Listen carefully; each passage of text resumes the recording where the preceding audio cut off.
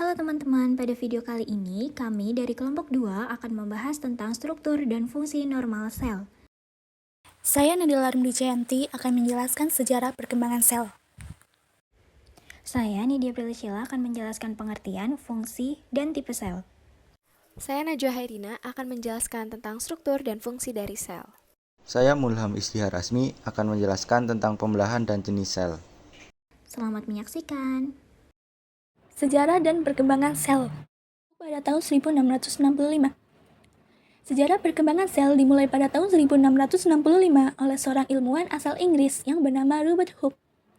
Robert Hooke untuk pertama kali mengamati irisan tipis gabus dari batang tumbuhan yang sudah mati di bawah lensa mikroskop dan menemukan struktur berongga kecil.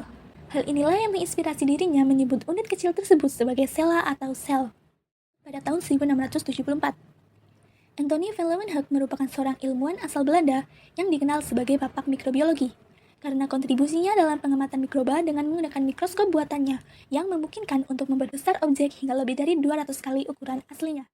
Pada tahun 1831, Robert Brown merupakan seorang ilmuwan asal Skotlandia yang terkenal karena penemuan inti sel dan kontribusinya terhadap pemahaman struktur sel. Dan pada tahun 1838, pada akhir tahun 1830-an, seorang zoologis yaitu Theodore Swan dan botanis yaitu Matthias Leeuwenhoek berhasil menjelaskan teori bahwa sel bukan hanya unit struktural, tetapi juga unit fungsional yang memainkan peran penting dalam kehidupan organisme.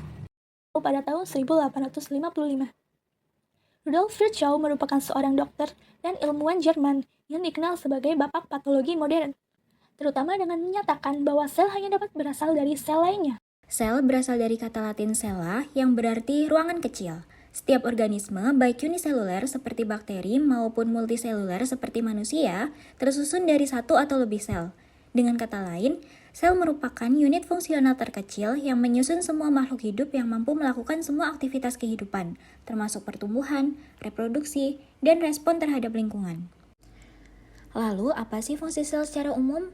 Yang pertama, pembentuk struktur organisme semua makhluk hidup. Yang kedua, metabolisme untuk menjalankan reaksi kimia. Yang ketiga, sebagai transportasi zat. Yang keempat, menghasilkan energi yang dibutuhkan makhluk hidup. Yang kelima, berperan dalam reproduksi seperti pembelahan mitosis maupun meiosis. Dan yang terakhir, sebagai alat komunikasi antar sel. Ada dua tipe sel yang perlu kita ketahui. Yang pertama, prokariotik, dan yang kedua, eukariotik. Prokariotik berasal dari kata pro yang artinya belum, dan karyot berinti. Seperti namanya, berarti sel ini merupakan sel yang sederhana, tidak memiliki nukleus atau inti sel, tidak memiliki membran inti, dan masing-masing organelnya tidak bersekat atau tidak memiliki membran. Sedangkan eukariotik berasal dari kata eu yang artinya sejati, dan karyot yang artinya berinti. Sesuai namanya, berarti sel eukariot itu memiliki struktur yang lebih kompleks, yaitu memiliki nukleus atau inti sel, memiliki membran inti, serta masing-masing organel terpisahkan oleh membran agar tidak berhubungan satu sama lain. Namun, keduanya tetap memiliki kesamaan, yaitu terdapat membran sel utama atau membran plasma yang memisahkan lingkungan internal dan eksternal sel. Selanjutnya, contoh organisme prokariotik hanya ada satu, yaitu monera atau bakteri. Sedangkan eukariotik ada 4, yaitu plantae atau tanaman, animalia atau hewan, protista, serta fungi atau jamur. Selanjutnya, sel tersusun atas komponen-komponen sel yang saling bekerja sama untuk menjaga homeostasis seluler dan melakukan aktivitas kehidupan yang penting. Berikut ini adalah struktur dan fungsi dari sel. Yang pertama, membran plasma, terbentuk dari fosfolipid lapis ganda yang mengandung protein-protein dan sterol-sterol pada sel hewan. Membran plasma berfungsi mengatur lalu lintas molekuler ke dalam dan keluar sel. Yang kedua, nukleus, mengandung kromatin yang merupakan komponen nukleoprotein kromosom. Berfungsi memegang kontrol utama fungsi-fungsi seluler melalui materi genetiknya, yaitu DNA. Yang ketiga dan keempat, yaitu sitoplasma dan sitosol. Sitoplasma mengandung berbagai struktur dan sistem-sistem enzimatik seperti glikolisis dan sintesis protein. Sitoplasma terlibat dalam penyediaan energi bagi sel dan sebagai tempat pelaksanaan instruksi-instruksi genetik dari nukleus.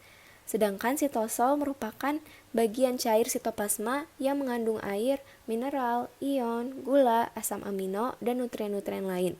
Komponen-komponen sitosol terlibat dalam pembentukan biopolimer-biopolimer makromolekular seperti asam nukleat, protein, lipid, dan karbohidrat. Yang kelima, ribosom. Mengandung 3 atau 4 molekul RNA ribosom dan lebih dari 50 macam protein. Ribosom berfungsi sebagai tempat sintesis protein. Yang keenam, retikulum endoplasma. Terbagi menjadi retikulum endoplasma kasar dan retikulum endoplasma halus. Retikulum endoplasma kasar mengandung ribosom dan bertanggung jawab atas modifikasi rantai-rantai polipeptida menjadi protein matang melalui glikosilasi. Sedangkan retikulum endoplasma halus tidak mengandung ribosom dan berfungsi sebagai tempat sintesis lipid. Yang ketujuh, badan Golgi atau aparatus Golgi terletak sangat dekat dengan retikulum endoplasma dan berfungsi sebagai tempat ditambahkannya gula, fosfat, sulfat atau asam-asam lemak pada protein-protein tertentu. Yang kedelapan, mitokondria dikelilingi oleh 2 membran fosfolipid lapis ganda mengandung enzim-enzim yang diperlukan untuk produksi ATP, juga berfungsi sebagai tempat produksi ATP melalui siklus Krebs dan rantai transport elektron. Juga beta oksidasi asam-asam lemak berantai panjang. Ke-9 dan 10 yaitu lisosom dan peroksisom. Lisosom adalah kantung yang dikelilingi oleh membran berisikan enzim-enzim digestif pada semua sel eukariotik. Lisosom berfungsi membantu mencerna bakteri dan partikel-partikel asing lainnya secara intraseluler.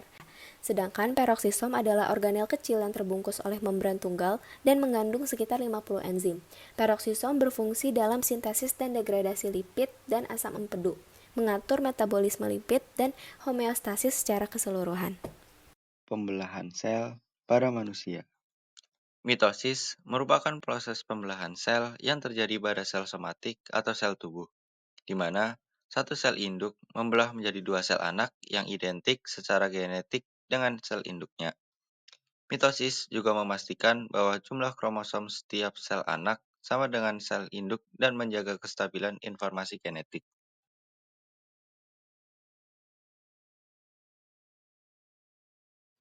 Meiosis adalah proses pembelahan sel yang menghasilkan sel gamet, yaitu sperma dan sel telur, dengan jumlah kromosom setengah dari sel induk. Proses ini terjadi dalam 2 tahap, yaitu meiosis 1 dan meiosis 2, yang masing-masing menghasilkan 4 sel anak dengan jumlah kromosom sebagian dari sel induk.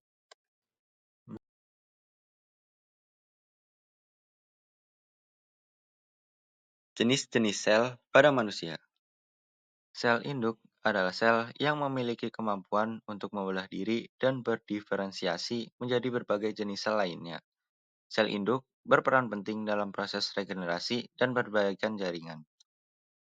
Sel induk adalah sel yang memiliki sel tulang terdiri dari 3 jenis utama, yaitu osteoblas yang berperan untuk pembentukan tulang baru, osteoklas yang berfungsi untuk memelihara jaringan tulang, dan juga osteosit yang membantu berkomunikasi dengan sel-sel tulang lainnya.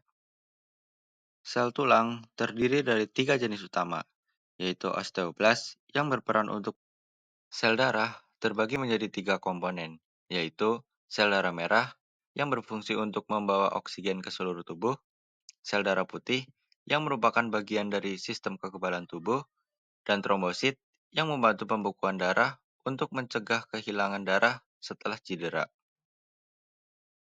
Sel otot merupakan sel kontraktil yang membentuk jaringan otot dan memungkinkan gerakan tubuh.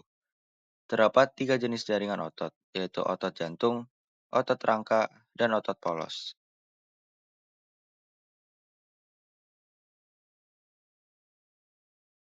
Pemahaman materi tentang sel sangat penting untuk memahami proses kehidupan di tingkat molekuler hingga organisme secara keseluruhan. Setelah mempelajari berbagai aspek tentang sel, mulai dari sejarah penemuannya hingga fungsinya, kita dapat mengetahui kompleksitas struktur makhluk hidup serta interaksi biologis yang terjadi di dalamnya. Pengetahuan ini tidak hanya bermanfaat untuk bidang biologi dasar, tetapi juga memiliki pengaruh besar dalam kedokteran, bioteknologi, dan juga ilmu lingkungan.